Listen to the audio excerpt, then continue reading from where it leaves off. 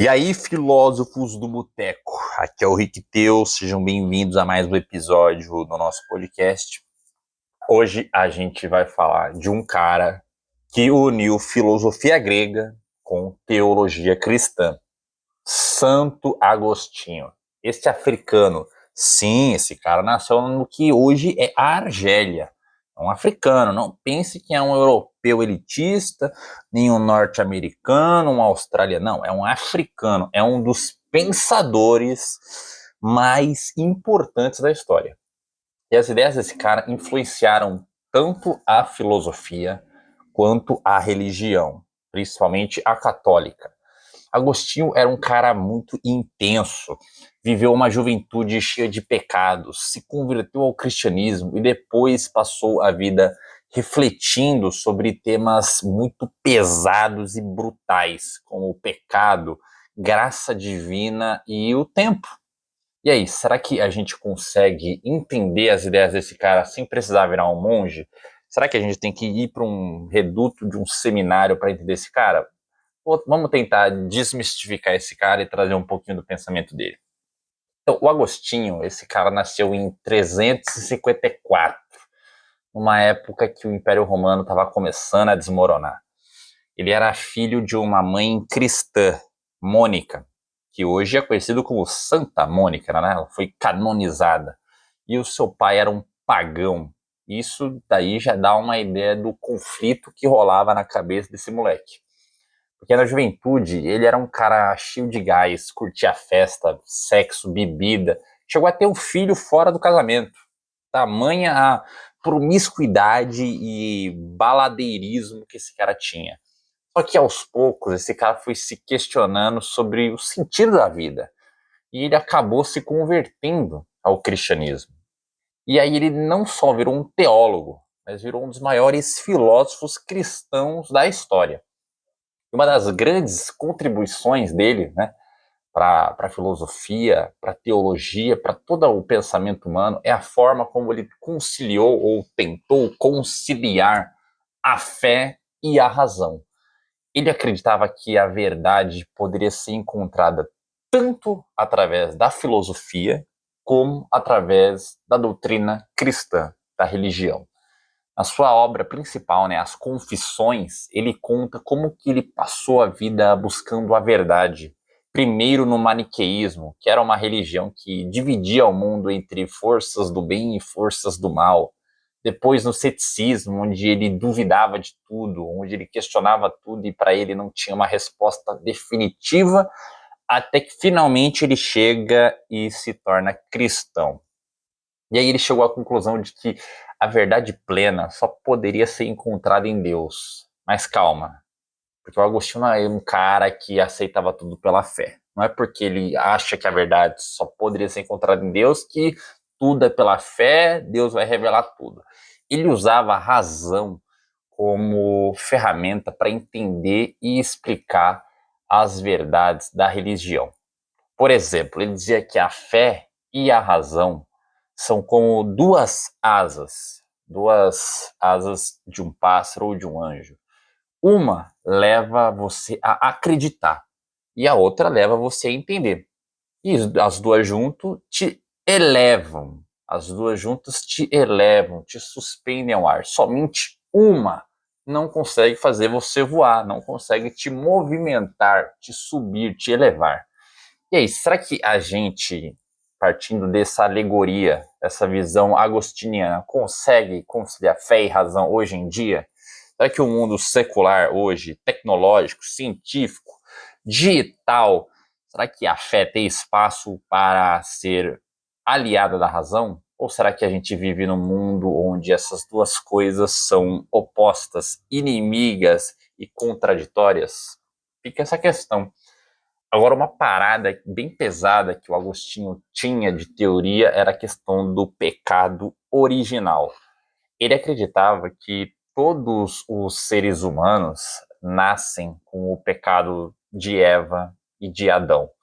Todos nascemos com o fruto proibido dentro de nós. A desobediência está dentro de nós e que isso nos afasta de Deus. Ele via que a natureza do ser humano, né, a natureza humana, a nossa essência, como corrompida, né, cheia de desejos egoístas, com uma inclinação inata para o mal. Né? Somos inatos, né, temos a tendência natural de ir para a desobediência, para o mal, para a mentira, para tudo que corrompe e destrói. E aí, a única forma de tentar se salvar seria através da graça divina, que é um presente de Deus, e não algo que se conquista por mérito, né? Essa ideia gerou muita polêmica, porque ela coloca o ser humano numa posição de dependência total de Deus, né?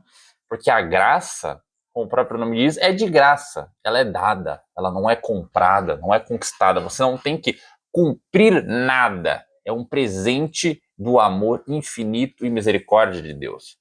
Você não compra a sua salvação, você não conquista ela. Deus te dá, porque Ele te ama e tem piedade da sua natureza falha. Será que a gente é tão ruim assim mesmo? Será que esse pecado original é real? Será que temos essa inclinação mesmo para o mal? Ou será que a gente tem capacidade de fazer o bem por conta própria, sem buscar a graça divina? Será que conseguimos produzir o bem? O Agostinho diria que não, que sem a graça divina estamos inexoravelmente fadados ao fracasso. Mas e você? O que você acha? Será que a gente precisa de uma força externa?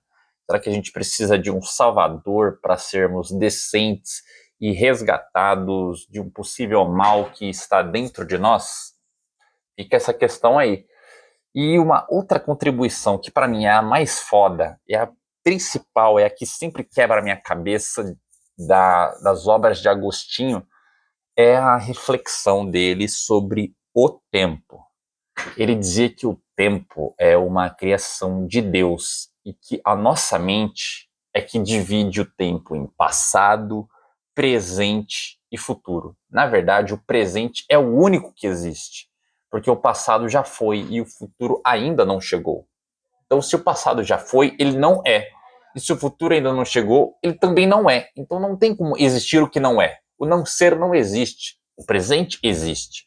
E ele usa isso daí para falar da eternidade, que seria um presente eterno, um presente que não acaba, um presente que não tem passado e futuro. A eternidade é onde não há o tempo fluindo, né? Onde o presente deixa de ser para ser passado e um futuro que deixa de ser para ser presente, né?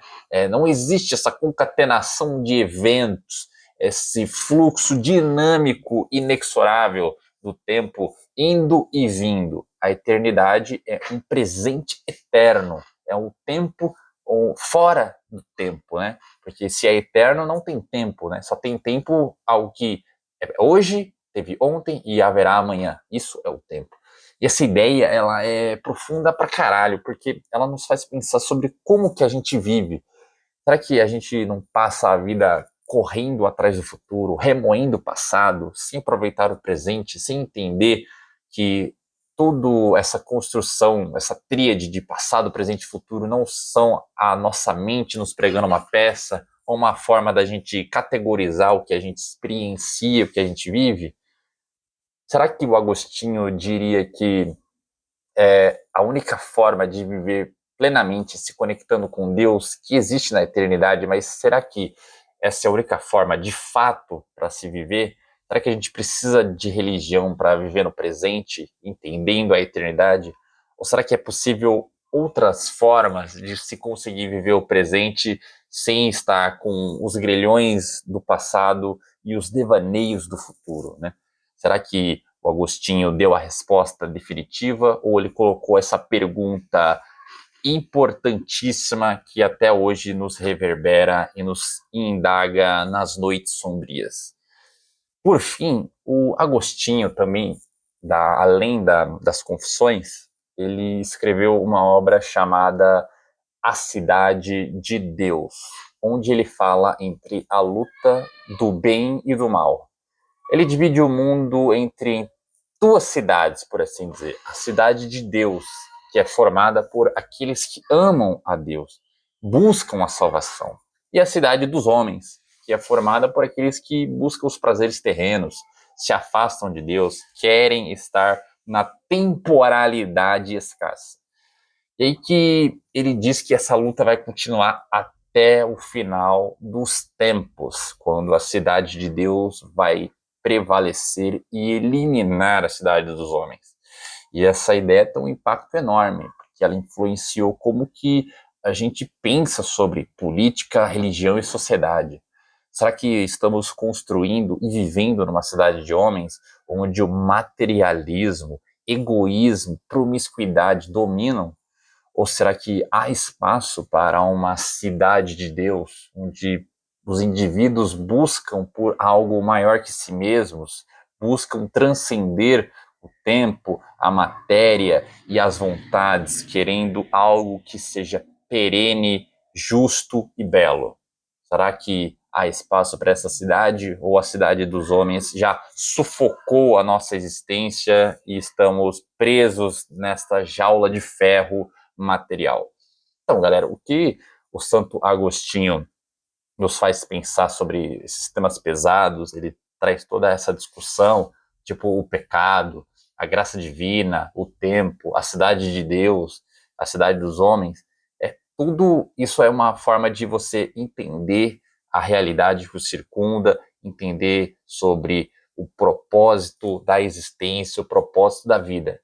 E aí, você acha que com isso que o Agostinho trouxe, a gente consegue conciliar fé e razão? Será que a gente precisa de um salvador transcendental para sermos morais e decentes? Há moral sem Deus? Há moralidade sem religião? Deixa aí nos comentários o que você achou. E lembre-se, a filosofia não é somente para mentes extraordinárias. Todos que questionam estão aptos à filosofia e podem produzir e fazer filosofia. Até o próximo episódio e não esqueça de tomar um cafezinho bem gostoso às 6 da tarde, refletindo sobre qual cidade você está vivendo: a cidade dos homens ou a cidade de Deus?